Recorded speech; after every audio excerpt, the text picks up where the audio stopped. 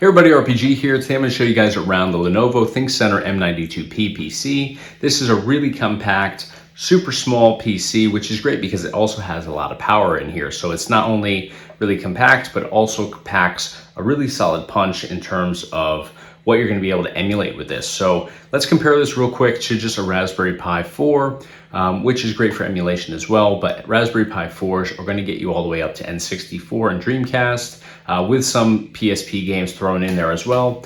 But you're not going to be able to get into all of those collections. You're going to be able to get into the majority of some of those. And then with PSP, it's going to be kind of split down the middle, about 50-50.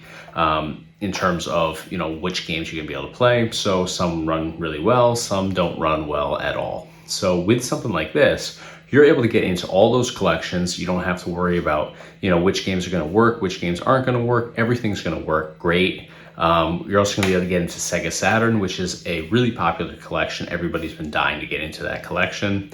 And with Raspberry Pi, that's just not been possible. The other really cool thing is you can get into GameCube and Wii with this. So I can't say that you're going to be able to get into every single game, but you're going to be able to get into the majority of the games without issues. You might have a little stutter here and there, a little lag intermittently, but it's not going to render any of these games unplayable for the most part. I can't speak to every single game, obviously, but I will say this, the majority of the games in those collections are going to run really smoothly. So what we're going to do today is we're going to take a closer look at the Lenovo ThinkCentre M92P. I'm going to show you around the PC, show you all the different components to it. We're also going to jump into some games. I'm going to show you what the emulation is like in a couple different collections so you can get a better idea as to whether this is going to be the PC that you want to choose for retro gaming, or if you want to go with something a little bit more powerful that's going to be able to get you into more collections. Because with something like Batocera on an SSD, you can put that into a variety of different PCs. And depending on the PC's power, you're going to be able to get into more collections. So with something like this, you're going to be able to get into, like I said, the Sega Saturn, GameCube, Wii. Not that all of those are going to run 100%, but you're also going to be able to get into everything prior to those collections. So Sega Genesis, Super Nintendo, Nintendo Entertainment System, Classic Arcade, PlayStation 1, all that good stuff is going to emulate really flawlessly on the Lenovo ThinkCentre M92P. So let's jump into this. I'm going to show you guys around the PC. We're going to jump into some games, and we're going to see exactly how well this emulates. All right, so first thing I want to do is I want to show you guys around the Lenovo ThinkCentre M92P. So first thing we'll do is we'll take a look at the front here. You can see we have our power button up here at the top. We have two USB 3 ports up here on the front. We also have a microphone and headphone jacks on the front as well. So that's it in terms of everything on the front. We're going to flip this over to the back side. Here we have some additional USB ports here. So these are great for controllers because if you're using, whether you're using a wired controller, you can use these, or if you're using a wireless controller that connects via USB receiver, you'll be utilizing these as well. So you can connect, up to 4 different USB devices at the same time, actually 5. I didn't even realize there's just a regular USB up here as well. So that means that there's 5 total, 2 in the front, 3 in the back, 4 of which are going to be USB 3s. But the other thing I want to point out on the back here, obviously we have our power supply here. This is where you'll connect your power cable. Other end obviously goes to the wall to power this on. But you'll notice that there's no HDMI outputs here. We only have a VGA. So that means that we're going to be a little bit limited as to what we use this with if we're going to be utilizing the VGA.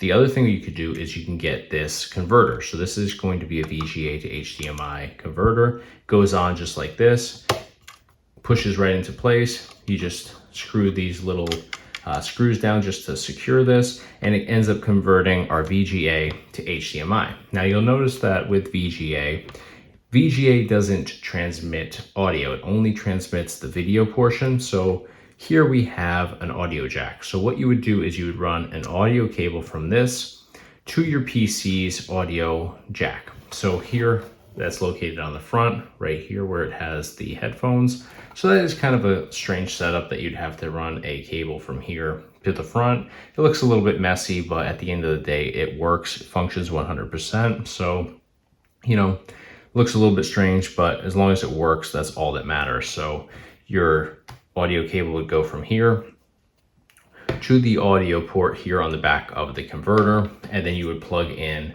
a HDMI cable here, and that would go to your TV or monitor. That's what you would do in order to use this with modern day TVs, because most modern day TVs don't have any way to connect the VGA connection. So this is what I use just so I could use this on my big screen TV. It works extremely well. I'll put a link in the description below if you're interested in picking up this particular VGA to HDMI converter. So that's going to do it in terms of the layout here. I just kind of want to show you around the actual PC. So now we're going to jump into some emulation on here. I'm going to show you some classic games from a couple different collections just so you can get an idea of how everything performs on the Lenovo ThinkCentre M92P. All right, so the first game we're going to check out is Die Hard Arcade on Sega Saturn. So we're going to test this out, see how everything emulates using the Lenovo ThinkCentre M92P.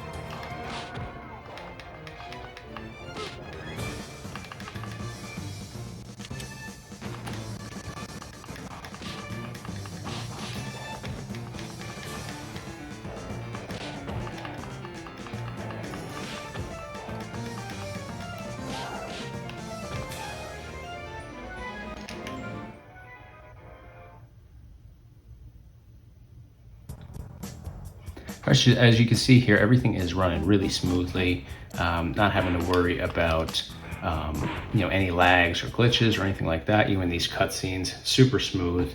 You are seeing a little bit of flashing here and there as the character here beats up other characters, but that's totally normal. That's actually in the game, so I want to just kind of clarify that. But we'll keep going here for just a couple more seconds, and everything is, again, running extremely well. So I'm going to jump out of this one. I'm going to jump into another Sega Saturn game here, and I'm going to drop down to something that's a little bit more advanced. Let's jump into Maximum Force. This is for, again, Sega Saturn. So this was originally a light gun game. I'm going to be using just my standard PlayStation style controller here. So I'll be using the analog sticks to navigate the aim on this. So we'll check this out. I believe when using a controller, X is to shoot and the circle or B is to reload. Yeah.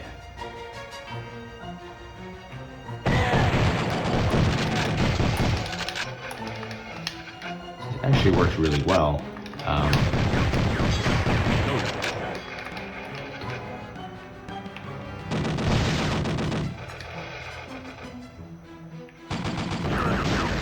Yeah, pretty decent considering I'm just using a controller here, which certainly isn't ideal, but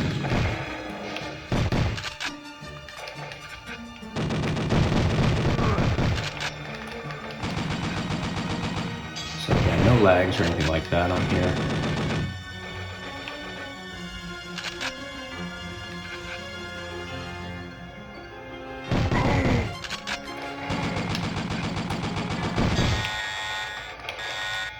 All right, so I'm gonna jump out of that. Now I'm pretty awful at this game, but in terms of the graphics and the overall gameplay, everything is pretty flawless here. So we're gonna jump out of this game. All right, so we're gonna jump now into 007 Agent Under Fire. This is going to be for GameCube, so this will be good to test out GameCube, see if there's any lags or glitches or anything like that on here. I just have to remember what the controls are for this game.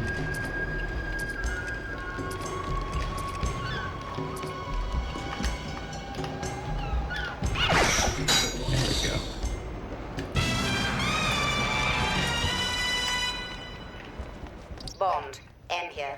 I'll try to keep in contact with you.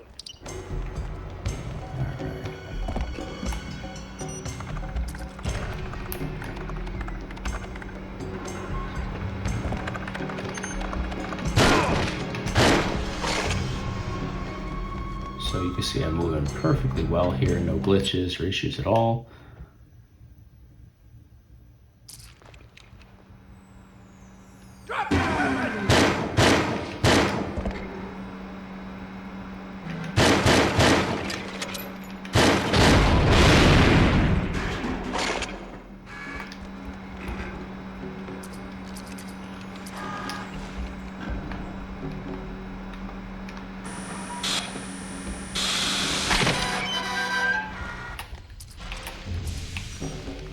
Careful, 007.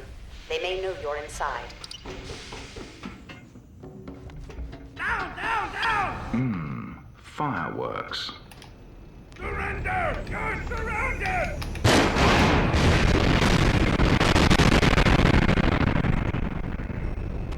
So notice a little bit of sound kind of flickering there a little bit, but it's really minor. So, you know, like I said before, some GameCube games are going to have some higher requirements, but in terms of the actual gameplay here, everything is pretty smooth.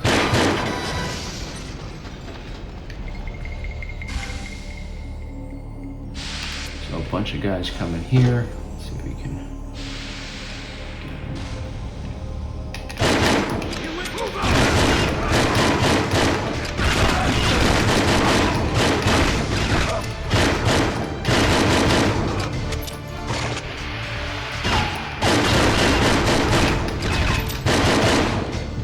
Alright, so yeah, everything is working really nicely here. I'm going to jump out of this game. Alright, so now I'm going to jump into Cruisin World on N64. So the reason for this is it's a game that is really hard to emulate on a lot of platforms, even RetroPie. It's one of those games where you just experience a lot of lags typically. So we're jumping in here and we're cruising really pretty good here. I'm not seeing any lags, glitches, or delays at all. Able to maneuver the car really nicely. It's a little sensitive, but that's my controller, not the actual game or anything wrong with emulation. But I am in second place here, so I really can't complain. So like I said before, racing games are always great to test emulation and the overall performance of a collection on a particular platform or computer in this case, since that's what we're utilizing the platform on. Just because racing games, you have a lot of frames per second, everything is moving really quickly, so usually racing games are where you'll experience the most issues.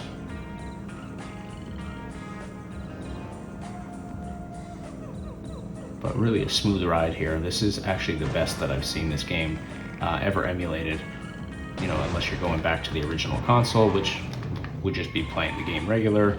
That wouldn't be emulation, but this is really smooth. Definitely the best I've seen on any emulation platform.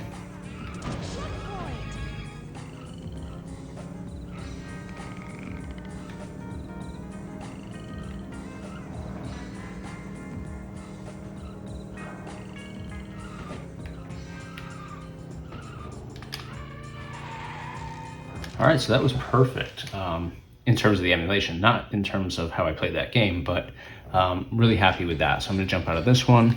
All right, so now we're gonna jump into Gauntlet Legends on Dreamcast, just to show you this one, because this is a game that is not only one of my favorites, but it is really hard to emulate.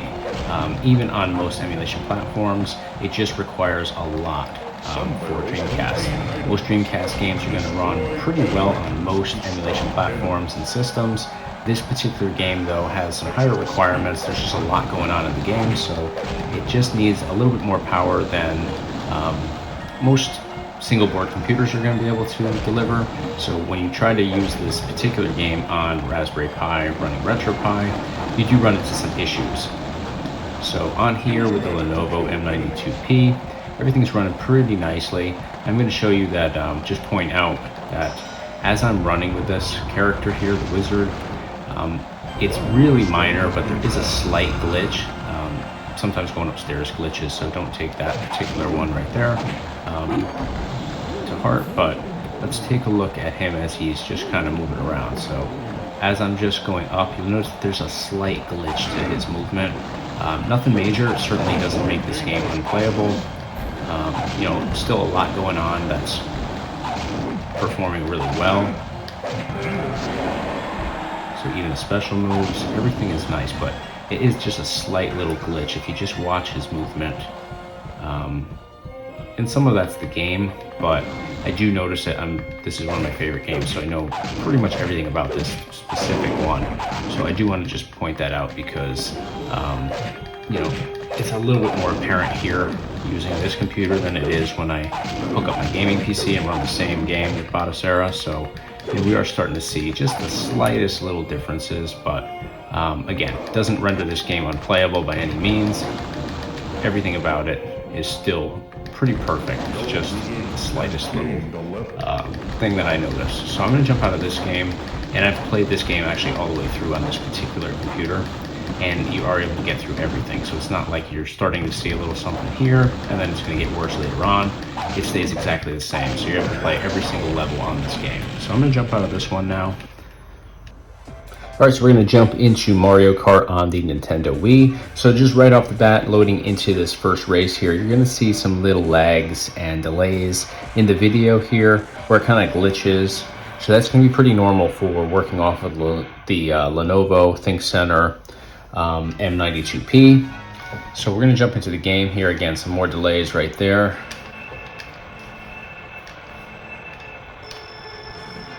So now in the actual game itself, it runs pretty smooth. The majority of the little glitches, delays, or lags are going to be in the cutscenes between races mostly, but you will see a couple intermittently throughout the game. So just kind of look for them here as I, you know, proceed through this race. So typically it's going to come when something major happens to the screen. So I'm going to activate this boost. We'll see if we see anything here. Pretty consistent there.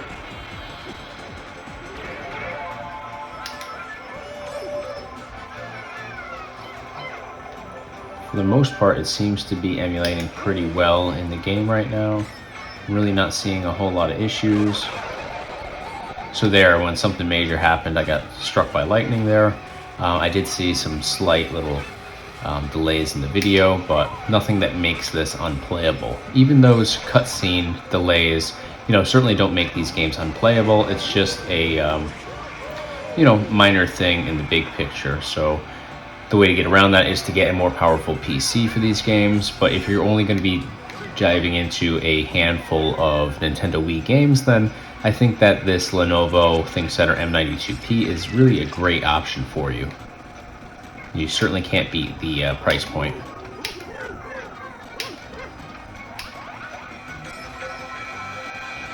So I'm just going to get through this race. We're on the last lap as it is here. And then I'm going to show you, because we'll get to that next cutscene before the next race, and that's typically where you see these delays and lags again. So all in all, I'm pretty happy with the performance in the actual race there. So I'm going to just jump past the scores and everything, let it load in the next race, and we'll see if there's some delays. There typically is, like I said before, when you're loading in the track. So we should see them anywhere in here. Oh, there we go. So definitely some significant delays there in the video. Really patchy. But let's jump into this race and just see if this race runs as well as the last one did. Some little lags there.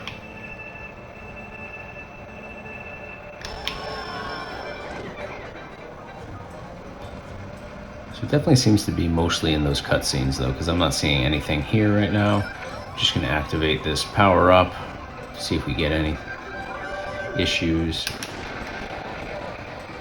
So this is a good power up to kind of test issues, because that's a major power up that speeds everything up. Not much of anything here, so I'm again pretty happy with the overall gameplay here and the overall performance of the Wii emulation. It's just going to really come down to those cutscenes where you experience the majority of the issues. Now that's not to say that you're not going to find some games on here for Wii that, you know, have a lot more issues than just this. So, you know, if you're going to be doing a lot of Wii gaming, then I definitely recommend going with a more powerful PC. So we're going to jump out of this game now. All right, guys, so after taking a closer look at the Lenovo ThinkCentre M92P and how well it emulates these games, I think that this is going to be an excellent entry-level PC to get into to run Batocera on. Now, when I say entry-level, I think this is actually the higher end of entry-level. And I think if I had to choose a PC that I would recommend to people, you know, for everything up through Sega Saturn, GameCube, and Wii, then this would probably be the way to go just off of the price alone. And the really cool thing about this is a lot of offices actually use this particular computer.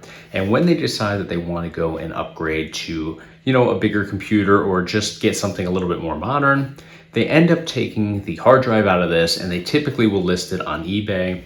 And they'll usually list it for either an auction where it's just thrown up there at like $9.99, let's say, as a starting bid, no reserve, and they're looking to just get whatever they can for it. So, you know, if it ends at like a weird time, I've heard of people getting these for like $55 to $60. If you do a buy it now, which is what I did, I'm impatient. You know, I probably could have found a better deal, but I picked this up for $150. Had no hard drive in it because these offices typically will take the hard drive out. That's where they're going to have data that they don't want, you know, out there for just anybody to be able to access. So they'll take the hard drive out and list it without the hard drive. But if we're going to be using Batocera on here, you're not going to be using the hard drive anyways.